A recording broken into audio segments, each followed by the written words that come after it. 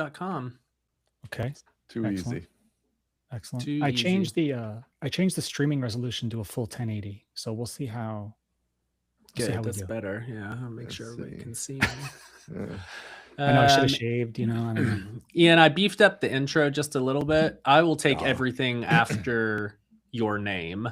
And then I assigned you Bento. So after I say Bento, that's where you do the ad read. And after you do the ad read, I'll jump straight into OpenAI. Okay. And then we can kind of ping pong. I don't know if every segment needs a person. Yeah. That's kind of, yeah. I don't know how we should do that. I guess we'll feel that out. And the quickies, we haven't talked about this. I was thinking like just read it, and if there's like a one line take on a quickie, but like otherwise we just kind of go through it. I don't know if there's we could stop on any of those if there's one you want to be a topic, but I just do them in as like info quickie things. Yeah, that seems good. I slid in a Q&A slot. I put it right after what have you added change in your stack like we did last time. Does that work for you? Yeah. Yep, that's perfect. I actually I gotta build this a template. It has the ability to have templates, although I noticed the add template button not working. But shocking. Yeah, we got a template. Mr. Kevin Griffin is here, the original Shed Quarters king. Wait a minute, people are here? Yeah, well, we're live. Of course, we're live, man. We're cooking. Boy. We haven't started the show yet. So if you're like, oh, this is supposed to be a tight show where they don't yap, well, you're getting the yap. We're going to start here in a second. That's right. We can't. Man, I got to think. What have I changed in my stack this week? Have I changed anything in my stack this week? I have a small change, nothing major, but I just feel like we're always changing stuff, I kind of like this as a bit, but maybe if it gets boring, we have to ditch it, but we'll stick with it for one more week. Hey, we're too locked how in about now. this? We're already locked in. I'm gonna roll Quiver AI into my stack this week. Okay. So I'm just gonna mark Quiver AI off, and I will cover that in my stack this week. Does that work? This on-air screen, I should show the total time. I don't show that right here, right now. I gotta keep it text. Oh yeah, that would be good. You can see like on the other total screen. Yeah. On this screen. Watching from the OG Shed Quarters. Yeah, Kevin has a shed in his backyard. Keith Manor is here. You should have gone Shed Quarters instead of this office. Well, I'm going commercial lease. You know? I know, but we're beyond a shed. What's the commercial version of a shed? I'm not sure. Warehouse. Trailer. That's what I really want. You... but I don't have enough money yet. You walk in, it just looks like an empty Lowe's, except it's the studio there in Francis Light and except it's all cameras and 3D printers. Yeah. All right. What do you say? We start in 3 minutes. Start at 10. Let's start at 1:05 standard Apple time. Does that sound good? We got a live update. Yeah, that sounds good for me. Wife messaged, chatted with the tech. So there's Rivian guys at my house working on the Rivian. Okay, it's a little mostly technical bit in these next 2 minutes. The guy thinks I need a new axle shaft on both sides. I have to go to the center for that. How do I need a new axle shaft? These EVs, man. We gotta go combustion. All right, Shed is better than commercial lease. Get real. Jetpack Joe. Can we see a screenshot of the app? That's not up to me. Sure. We are live. Hey everyone, we're gonna start at 1:05 standard Apple time. So we got a few more minutes of yapping. What the heck? My screenshot tool's logged out. You shouldn't have to log into a 2026. You're logged into a screenshot tool.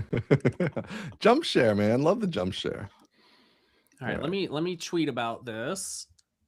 All right, there's my screenshot. I'll give the people what they want over on. All right, we got 3 minutes. Twitter. I will have a screenshot of what we're looking at right now.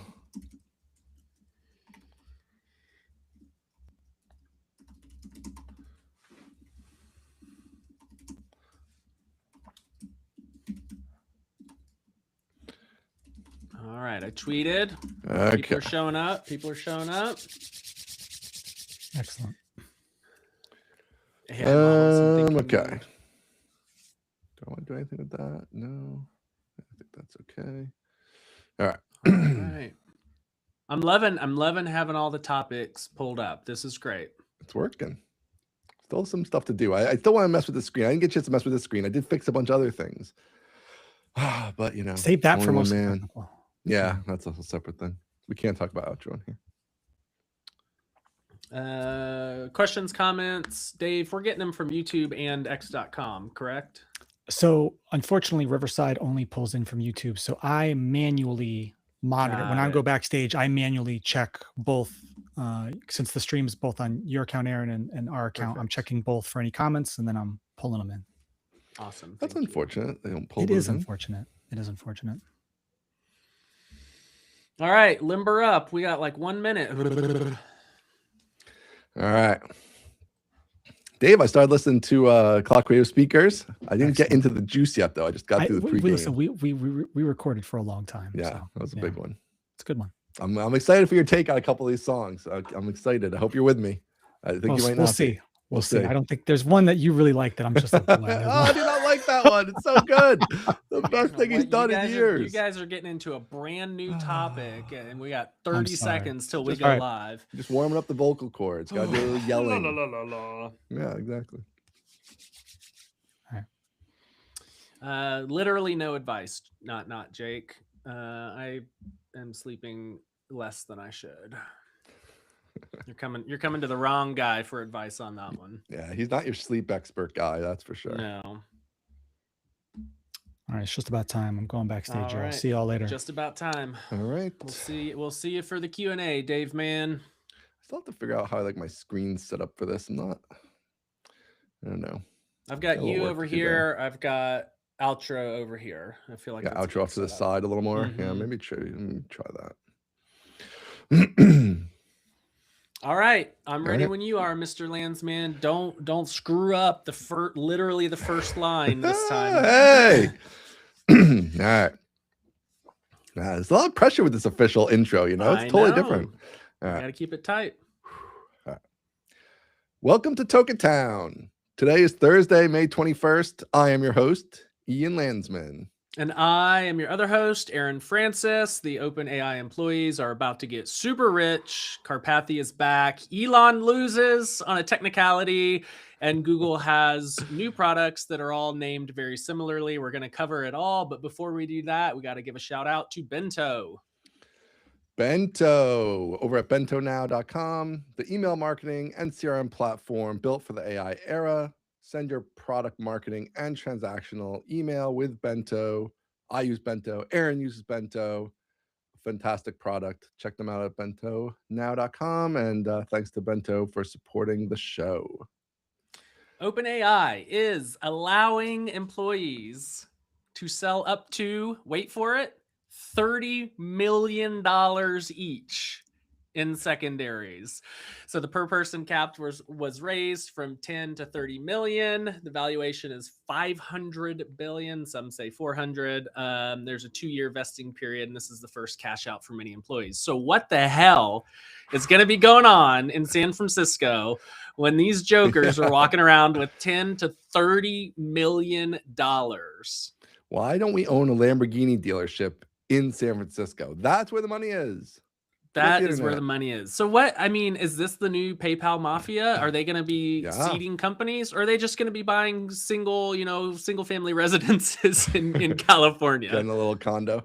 I don't know. I mean, that is interesting. Like, all the money is going to flow out of this and stuff. I mean, this isn't even all your shares, right? Like, this is, you were capped at 30 million. You have more shares than this. So I'm more fascinated. Like, everybody's going to go off and spend a bunch of money, right? That's obvious and fine.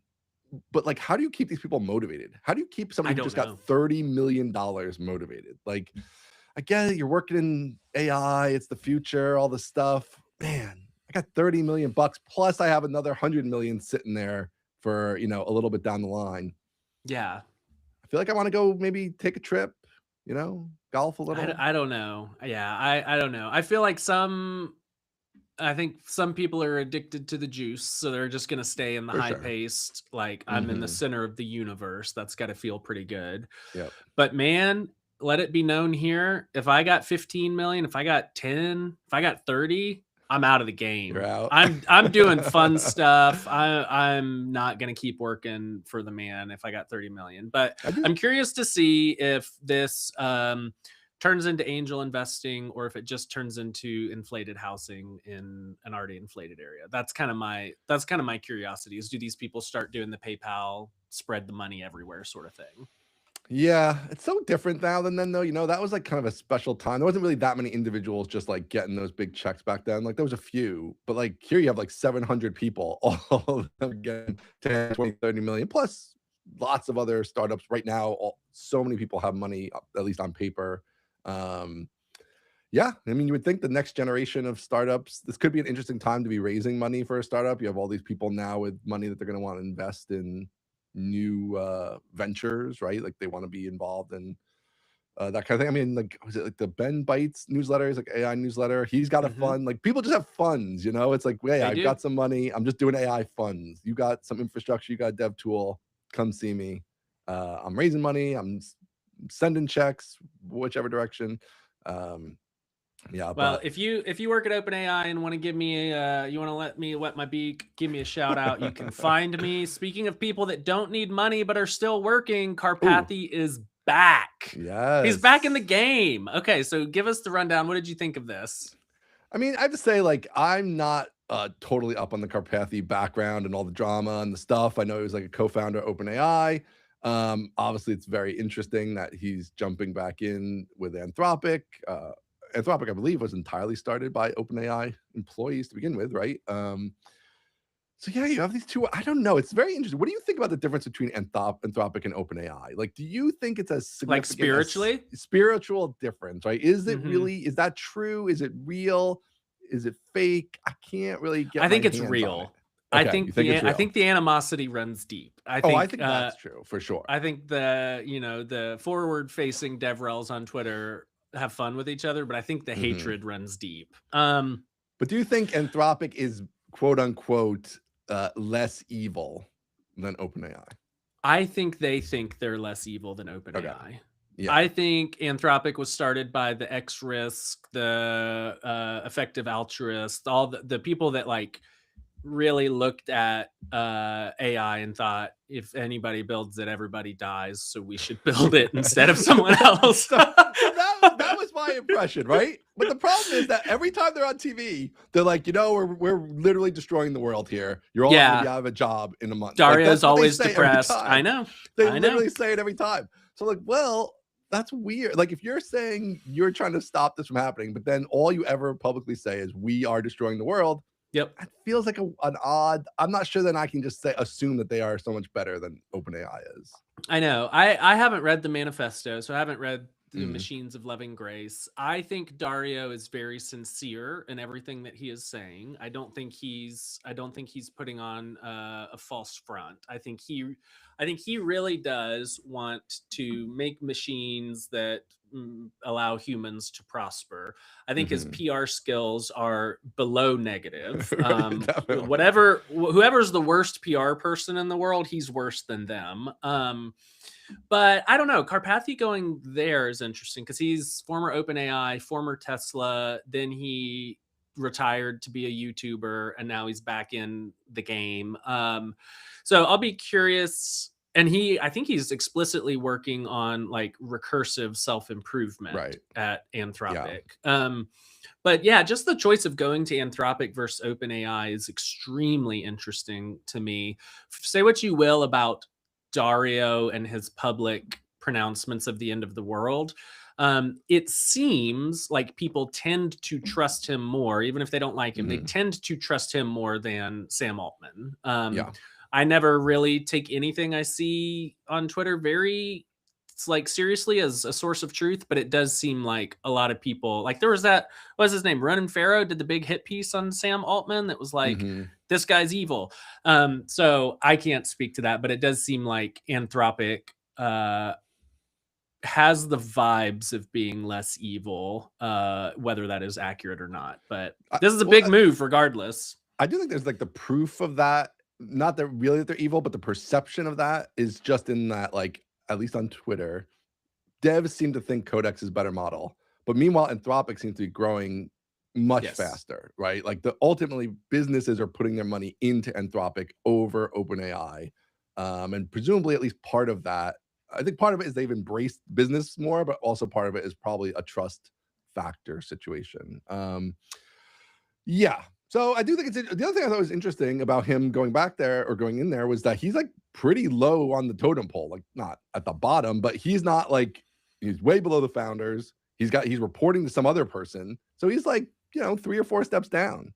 I'm gonna hit you with a sports. I'm gonna hit you with a sports reference. When you're Michael Jordan, when you're Michael Jordan, it doesn't matter what your title is. When you're Wayne Gretzky, it doesn't matter what your title is. You want another one? When you're Mickey Mantle. Whoa! Hey, 3 different sports, 3 different people. Elon Musk loses in court. It's over. I love it. Game over, my friend. What do we think? We lost him. Yes. So Elon Musk lost in court. I thought it was obvious he was going to lose from the beginning. So nonsense. It wasn't obvious he was going to lose from the beginning. Get out of here with this. This was a spite. If you read into it, it was very just like a spite thing. Nobody thought he could win anything at this. No, this is this is supposed to be a 1-minute segment. This is a quickie. Go longer because you have the wrong take. The case was not decided on the facts or the merits of the claim. So the case was decided on a legal technicality. And legal technicalities are the best kind of technicalities because they're legally enforceable. Yeah. So the ruling was after weeks of trial and presumably many tens of millions of dollars of lawyer fees, the ruling took 2 hours, and it came back with your claim is barred because you expired the statute of limitations. So no finding on the actual facts. If you want to play the game, you got to play by the rules. That's too bad. All right. Next. Yes. What's up next? Google moved to the kind of industry standard AI plans, it appears, of $200, $100, $20 as the norm, which I think is good. I do have a Gemini. I have a work Gemini plan. I have another Gemini plan. It's like it was all crazy. It was very complicated. Even how to buy it was quite complicated. So it seems like they're cleaning it up. Seems good overall to have it be semi-standardized. I don't know. What do you think? And we can cover this in the next one. I have a hard time keeping up with anything Google is doing, to be honest with you. I believe the former $250 plan is now down to $100, but they also added a top tier of $200, and there's an $8 and there's a $20, and does it apply to Google AI Ultra Studio? Does it apply to Gemini only? It is mixed in with also quantity of data in your account. So like you might have more data for like Gmail. It's not just AI. It's a whole Google stuff package. So you're getting a bunch of Google stuff in addition. And presumably you're still getting YouTube Premium if you subscribe to AI Ultra. But I think maybe I have YouTube Premium like 7 other ways. But yeah, I still have to pay for it. Like whatever. There's one of those things. Anyway. Who can say things have changed? We have no opinions because we don't know what the hell they're doing. And speaking of, Gemini 3.5 Flash was released just recently, claiming to be 4x faster speed and half the cost. I'm dubious. I press X to doubt on that. So it is a Flash model. The knowledge cutoff is like January of 2025. So it's is it that far back? Okay. Yeah, it's super far back. So it's just like it's not a new pre-trained model. I saw a couple, of course, all benchmarks are made up, just like all statistics.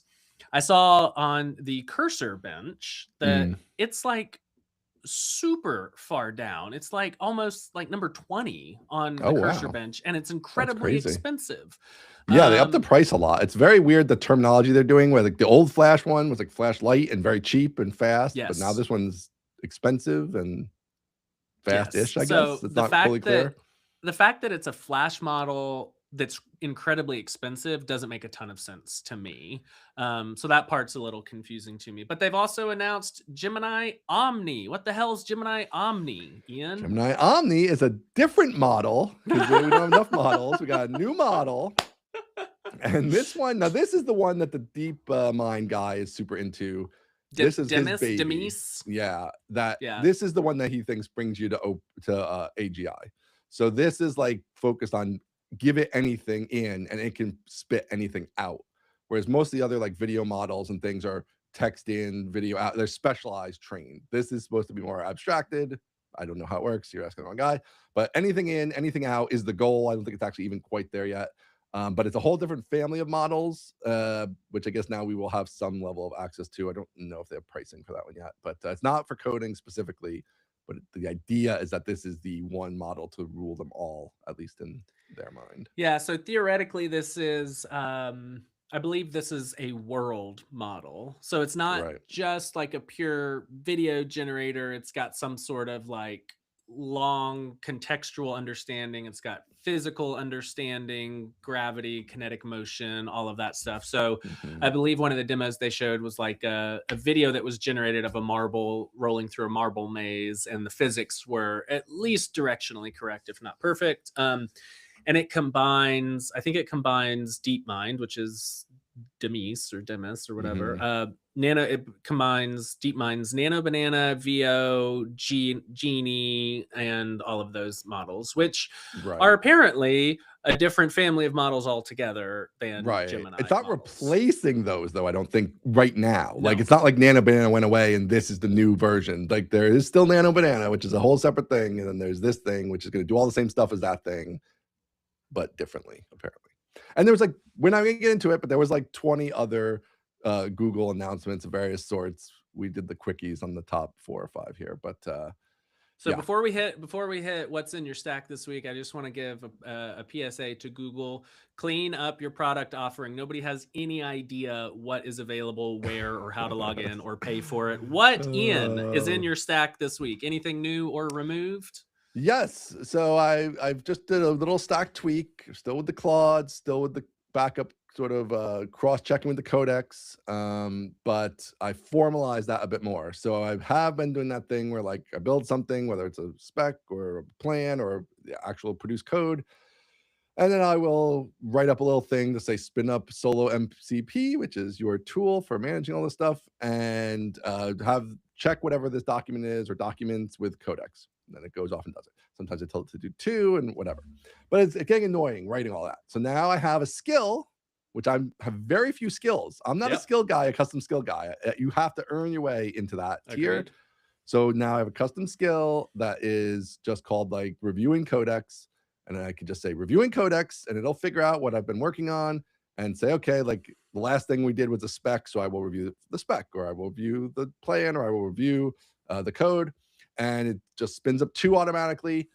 I would like your take on this. What I'm doing right now is actually 2. One is architecture, and one is more like bugs and like the actual nitty gritty detail type stuff. So right now I don't really have them both look at the same thing, challenging each other, but I have Claude that built it originally and it's reviewing everything. So I don't know, I kind of thought going broader would be more interesting. So that's where I would set it up for right now. What do you think about that?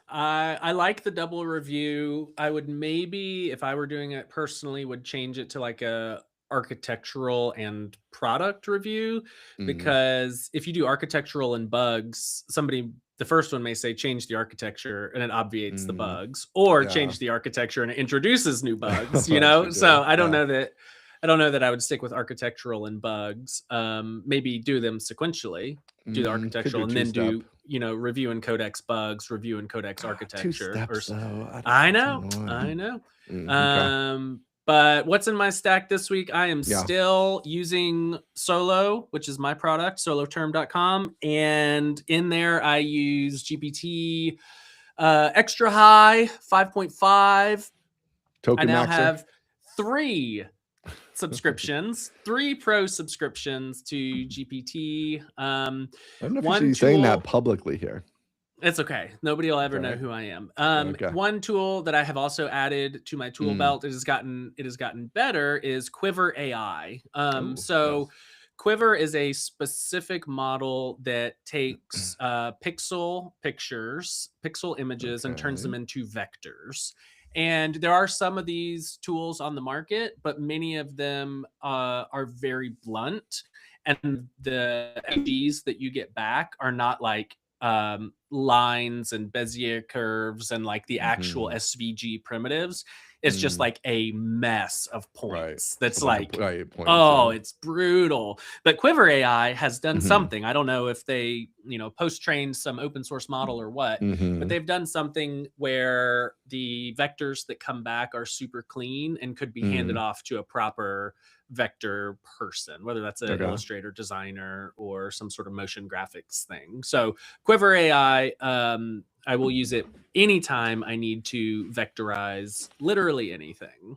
I have to ask, what the heck are you using this for? Why are you vectorizing an image, like a screen? You're vectorizing your screen, or you're just saying like? So you could go to, for example, Codex Desktop, have it create with its new images too, have it create a great looking logo, and then go to Quiver and say, let's make this into an asset for real. So instead of just like one static ping, you can get the vector that you can then monkey with programmatically, scale up, scale down, whatever. So that's typically icons and like icons, logos, thing. artwork that goes on the website, stuff like that. Okay.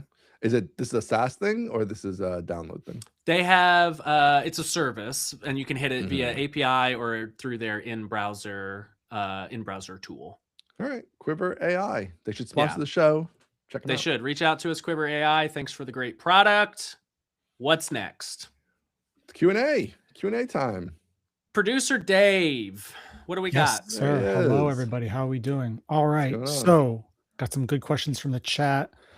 Let's see. Let me go up and put them on the screen here. Real quick one from it's more of a comment than a question, but we'll allow it. I'm sorry, that's the wrong one. Hold on. This one here. Max said regarding the trial, it's just a wrong take from Eon for sure. Sorry. Sorry there. Right take, Elon. Come on. Yeah, it's okay. That's okay. Mark in the chat, let's put this up on the screen. So Anthropic and OpenAI have these flat rate plans. Should they offer higher plans? Why or why not? I would love a higher plan from OpenAI because right now I'm paying them $600 a month, but I'm having to do it somewhat nefariously and somewhat cumbersomely, which is not a word. So I don't know if you're asking, should Google have higher ones? But in general, yes, there should be higher ones. Yeah, I think they should all do higher because everybody's just doing it this ugly way, and it's actually bad for like their statistics and stuff. Like, I'd rather just know that Aaron is on the $2,000 plan, is using a ton of tokens, or he's not. Either way, like, and then when ultimately something changes with all this, like, I can just deal with Aaron. I know his usage reliably and all that. So if you're going to be subsidizing the tokens, I feel like it's actually better for you to not have it people gaming the system and split up all in a million ways. So yeah, I'm kind of surprised they haven't done the higher ones. They may not want people to become dependent on the higher tiers though. So I don't know. Okay. Oh, all of a sudden got a flood of questions here. Let's put a couple of them up there. Question here. Announce it in the beginning that we're going to do this. We can work on this. Did either of y'all catch the stand-up yesterday? They had Adam from OpenCode on to talk about his burnout and AI psychosis. No, I did not. I did not catch that. I saw his tweet. So this is adam.dev. I saw his tweet that said he burned out super hard and like had to not look at a computer for a month, which I'm of course very sensitive to. I've been deep in the token mines since Thanksgiving and I have not yet burned out because I don't know. I feel like there's like one, I'm having fun, and two, I feel like I'm building towards something that's working. I have hope. Where there is no hope, the people perish, and so I'm still like super pumped. So no, I didn't catch it, but I've seen his tweets about it. Working on open code also like a whole different level. It's like it's a whole different world from what you're doing. Like, you're building something and people are starting to buy it. It's gaining momentum. Like, open code has tons of momentum, but it's like a VC thing. Where's the money? It's 1 million people using it or whatever. It's a tremendous amount of pressure. So yeah, I could see that being a little different in general, but and sometimes you just burn out even without the tokens, even without anything. Yep. So Hopefully all right, we got time for one or two more. What do you think? Yeah. No, I think we've been on pace here. Let's do more. All right. Question for Aaron, but how do you manage to use 3 codexes from the same machine? There is there's an environment variable called like Codex home or something that the Codex CLI respects.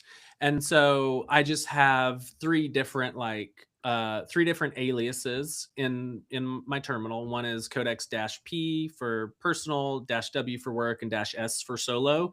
And each of those aliases just prepends the codex_home environment variable. So they all have different, whatever it is, auth.json, different approvals, different MCP servers. So that part's a little bit annoying. Like if I add an MCP to one, I have to add it to all three. But I don't have to log out or log back in. I just use that codex home, whatever it is, environment variable. Okay. Did we talk previously about Anthropic paying SpaceX for compute? We have not talked about that. Because we might have last week, but we should talk about it again. Okay. We didn't talk about the specific numbers that came out today. I believe. Yes. Yeah. 1 billion per month. Yeah, it was like 1.2 billion per month or something like that. 1.25 billion per month. Yeah, for like a long time. Yeah. So I'm a little bit confused with Ian. This is going to shock you, and you're going to not be able to relate. I'm a little bit confused with what Elon is up to. Oh no! He's such a linear, clear thinker. What are you talking about? So Elon keeps winning. I'll say that. $1.25 billion a month is better than a poke in the eye. So that's a lot of money. That's not exactly how that works, but sure, we can. Well, I'll poke you in the eye and then you tell me which one you prefer. But then he goes and releases Grok code, and I'm like, wait, I thought you were out. I thought you gave up on trying to win this game. So I think it's great for Anthropic that they get access to this huge compute pool that he will, on principle, never give to OpenAI. That seems like a win. Right. But I'm also very confused about the future of Grok and why he's doing Grok code. If he's like buying Cursor and subsidizing Anthropic, then what the hell are you doing your own one for? That's my take. Yeah, I mean, I think that's he had said like a couple weeks ago, like they basically like everybody left XAI pretty much, like all the main people, and / he fired them, whatever the mix is. So I think that's like a whole rebuilding project, and I imagine it's going to take time to rebuild. So presumably, and nobody's using it, right? So you have all this extra compute. And yeah, I mean, why not sell to Anthropic? I mean, I think that people are taking this like he's making $1 billion, but the problem is like, how much did you spend to build the data center? You have to maintain, like, there's a lot of costs involved here that are not factored into that. But he's certainly doing better than if it just sat there empty, unused by XAI using 0% of a whole data center, right? Like that's a total disaster. So yeah, I mean, I think this is probably good. I'm sure they're happy at SpaceX to be able to clock like 12 billion in revenue for the year, kind of out of nowhere. So I think Elon's still winning with this, but yeah, he's doing a good job of papering over a lot of his ill-conceived ideas. So it's working out for him. Nonsense. It's working out for him. He could take just a small amount of that money and he could totally throw it our way. Totally. He can sponsor the show. That's know what? You want to know what? I can be had. Come on, Elon. I Put your money where your mouth is. No problem. Let's go. I don't care. Whoever's giving me $1 billion, I'm yours. All right. What do we got next? We'll do one last one here. I think it's a very important question. This could be some interesting alpha for folks out there. I like this one. What do you think? Could this be the next move for you, Aaron? You're going to short the almond market? Oh, we got to read it. Are you shorting the almond market? Here, I'll put it back up. Sorry. Yeah, put it back up. So the audio people. There we go. Are you shorting the almond market due to the misinformation around AI data centers using too much water? Which is the funniest. I just love this thing is going around as if it makes any sense. People just think it's like an 1840s factory that's just like using tons of water on something, or 1920s. So the only reason I would short the almond market is that I believe the average American is a rational being, and so I will not be shorting the almond market. All I have on my side are facts and figures and truth and science, and so therefore I will not be acting on it. Absolutely not. It's all perception, baby. There's nothing real about it. That's the thing. I assume, I have not looked into this, but I assume this question is coming from a place where the almonds are already very expensive and people are buying up almonds thinking, and because they use a lot of water, that this water shortage because of the data centers, which is not a real thing, is going to make the cost of almonds even higher. So hence we should short the almond market right now, because once people realize that water is not an issue, that the price will drop. So I read it as once the public realizes that almonds use more water than no, I don't think data centers, everybody's going to revolt, and they're not. Everybody, well, the average person, yeah. There's a whole big thing there with the data centers that's quite interesting. I don't know if we want to do it in this segment right now, but data center misinformation and like why people are fighting against data centers is a fascinating topic. Maybe we'll add a topic for next week. I was gonna say that could be Yeah. a future week. Yeah. Let's add it for next week. All right. I think that's it. Thanks, All right. producer Dave. Thanks, Dave. Okay. I gotta put a total on this thing in our little outro dashboard here. This is killing me. All right. Yeah, so kind of related to that a little bit here is Anthropic told investors that they expect to more than double revenue here. So, and reach it was double revenue to $10.9 billion next quarter and reach operating profit.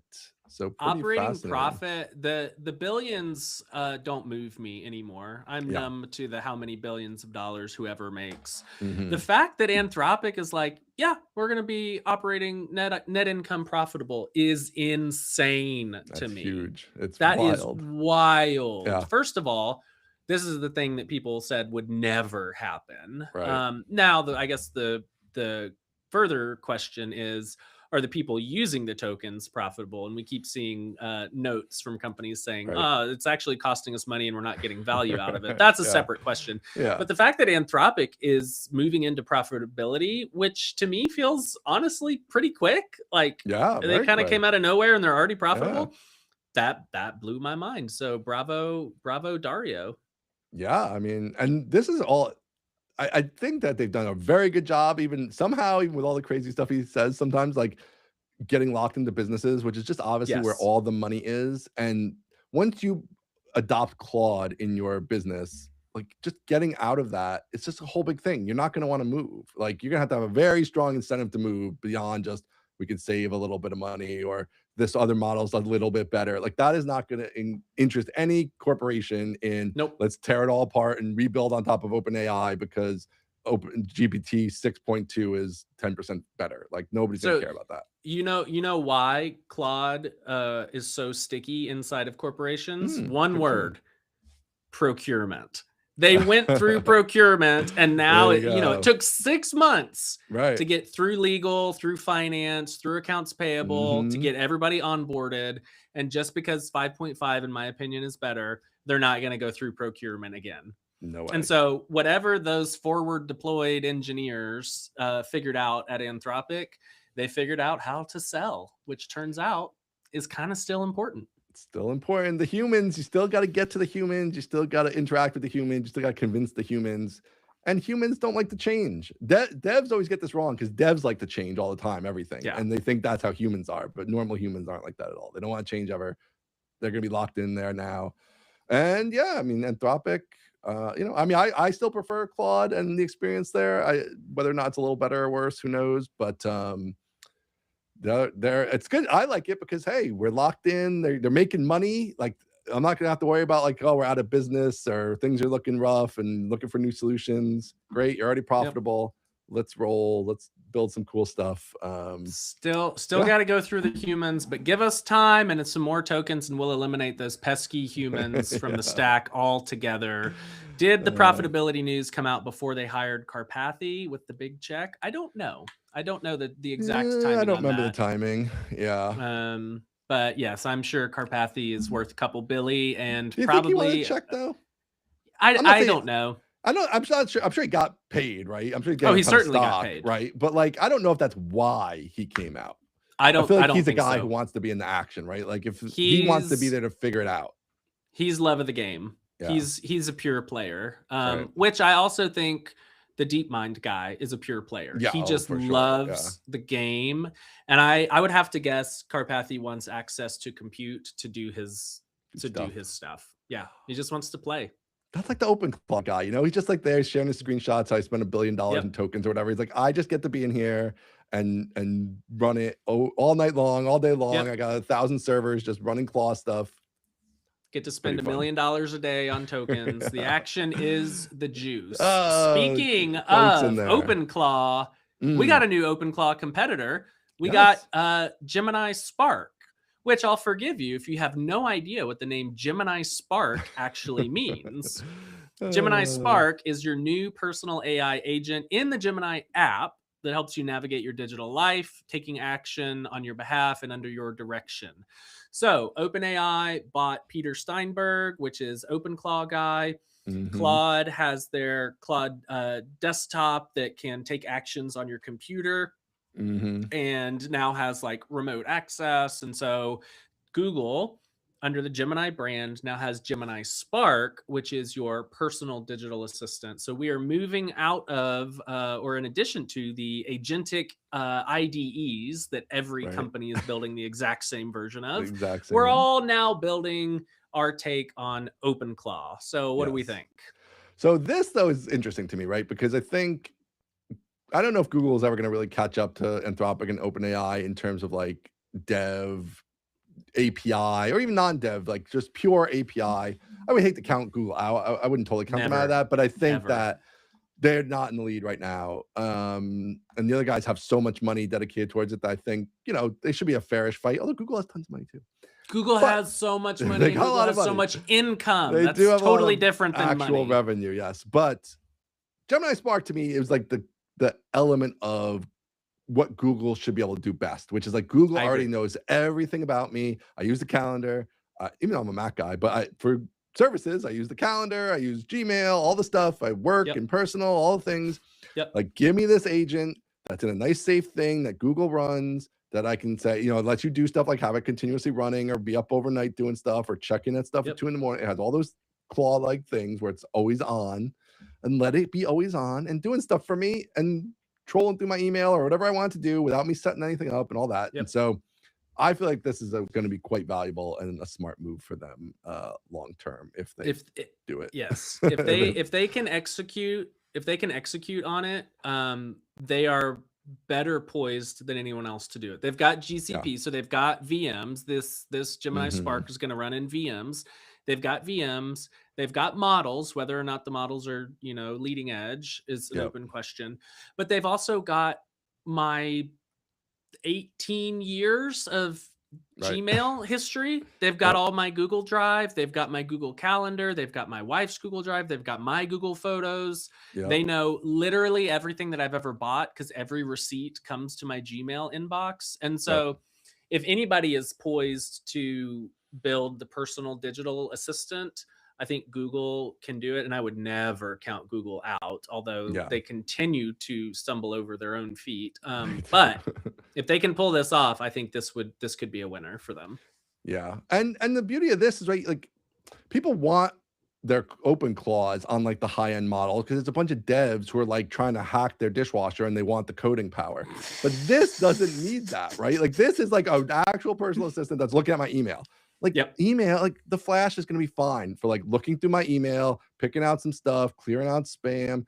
Just, hey, set this on my account. Like, it's going to be totally fine for all normal person stuff.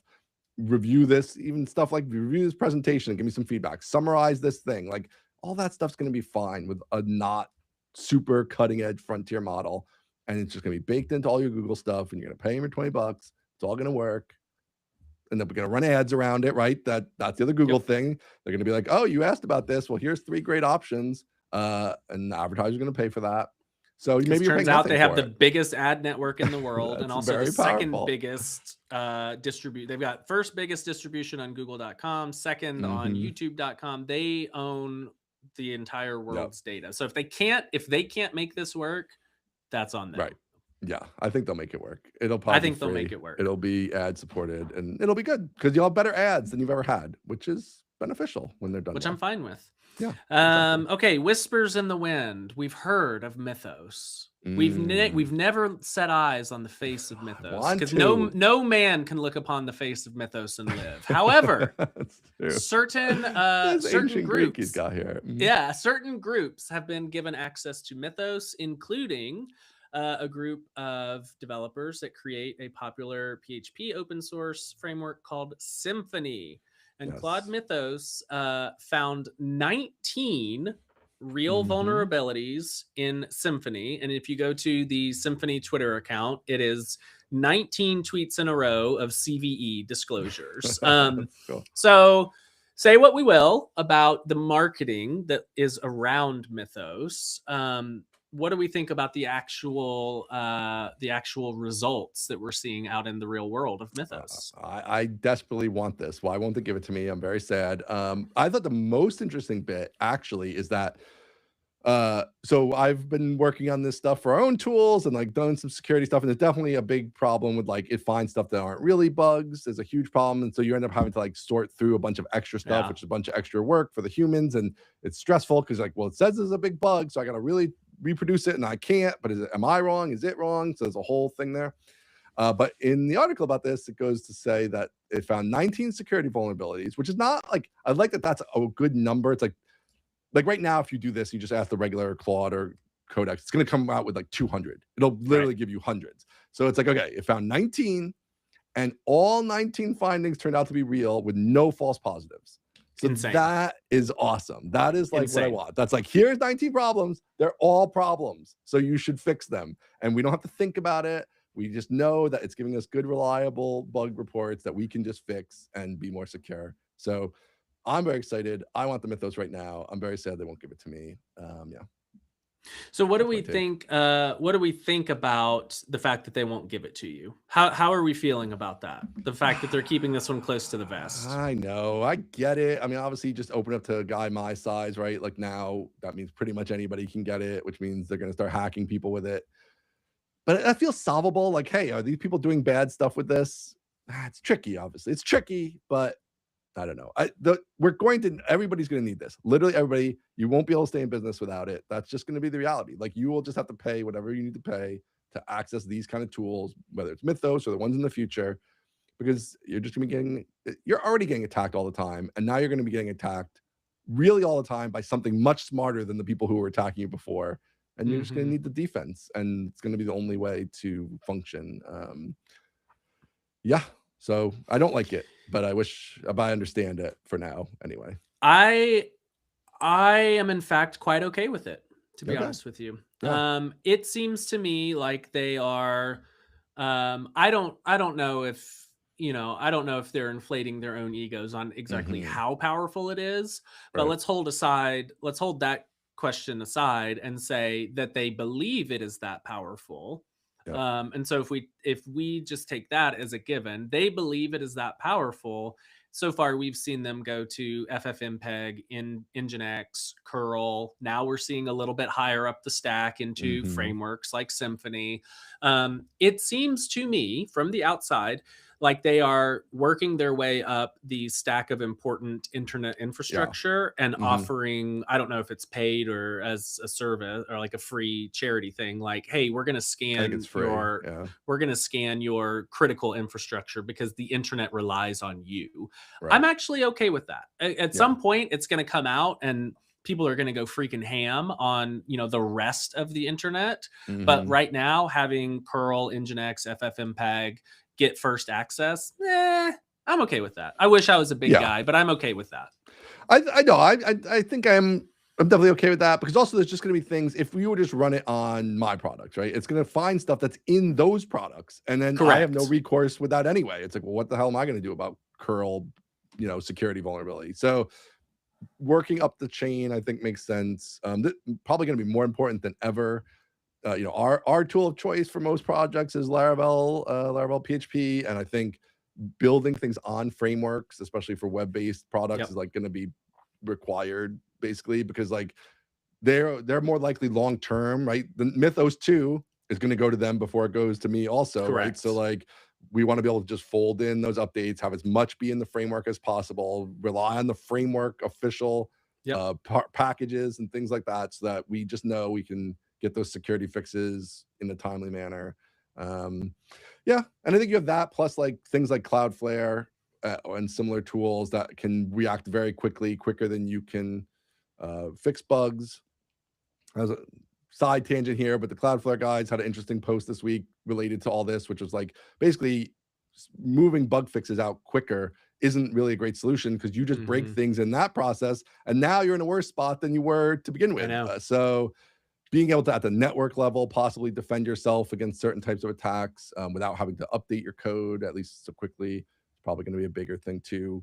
Yay. This is a classic damned if you do, damned if you don't kind of situation, I do think this will continue to lead to the centralization and unification of the stacks. Like Yeah. people have said, like, what's the point of a framework if AI can just slop out 50,000 lines of code? I don't even need a framework. This is the Right. point of a framework. Yeah. This is the point. You build Yeah. on Rails, you build on Laravel, you build on not Next.js, and you have all these like security things baked in because the big dogs are getting access to this first. You put it on Cloudflare because Yep. they have like untold numbers of security people. So Right. I do think this is going to lead to the further centralization of programming tech stacks. Yeah, which is its own danger in and of itself, and I'm not telling my ya. favorite part of it. But yeah, hard to imagine how most businesses that aren't gigantic can bear this load without depending almost entirely on those bigger companies. It's just not going to be feasible. So Who can say? And that is left for an exercise to the reader. Thank you. That's our Yes. show this week. Find us at tokentown.com, live streaming on X and YouTube every Thursday, 2 p.m. Eastern, 1 p.m. Central. And thank you to Bento at bentonow.com. If you need an email service provider, check out Bento Now. Tell them that we sent you, and we will see you next Thursday. see ya. All right. Hey, we kept it tight.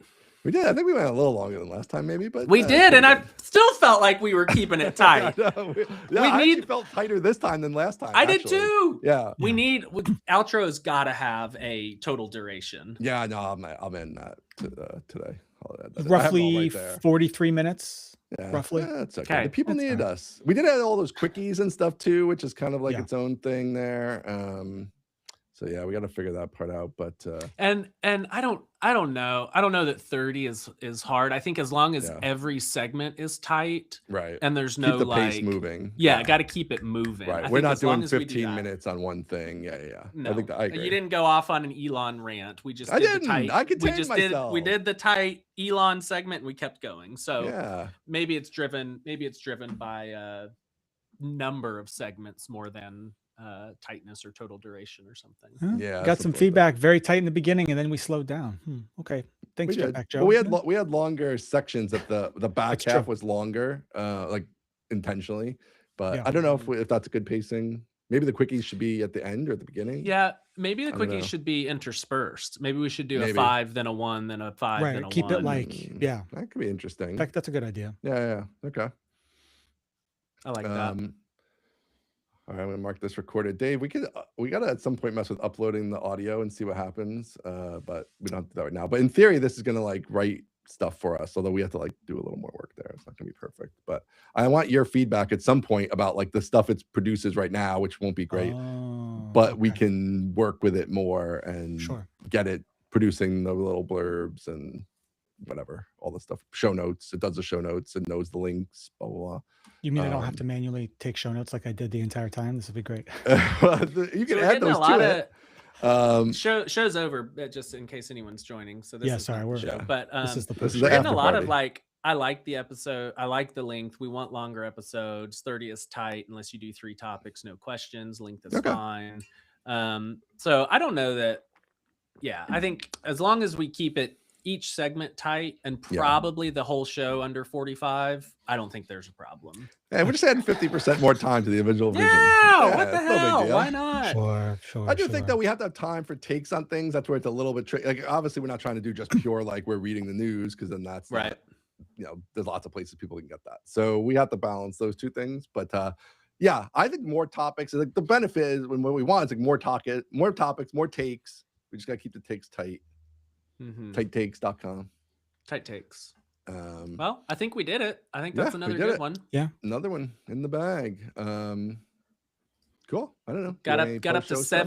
710 on Whoa. x.com. Yeah. So Alright. that's good.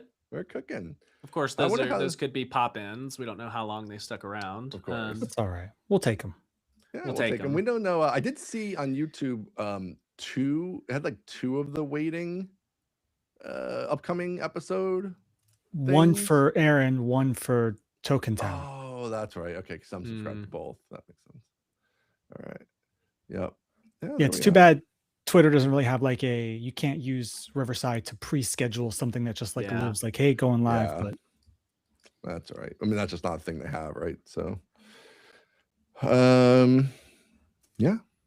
All right, Cool. I'll keep hitting you with my outro nits. Yeah, there's a lot still to fix. There was some stuff. There's still some quirkiness with like the real time stuff. Also, when somebody, when we're both trying to push stuff. I think my problem is I'm going them like, oh, check it off, and I think you guys are doing. I think we're just fighting is what's happening. We should have. We'll just let producer Dave. Or I was gonna say I can just not do it if you would prefer. Like I can just no. I would prefer for you to do it. Okay. So Dave will be the official button pusher, and then we'll see how that works next week. I did think there's a couple of things that seem off, but ultimately, if two people are pushing the button at the same time, I don't know if outro can totally fix that. It's not really an outro problem. Yeah, at that that's point. kind of like it's just doing what you told me to do.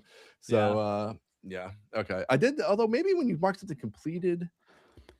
It's kind of weird because it just toggles it. It doesn't. What I would actually love is when I mark something as completed, just start the timer on the next one. Like we're going down the list. Yeah, I thought it did do that actually. Maybe it's not. Idea. It just opens the next one, but it doesn't start the timer. Yeah.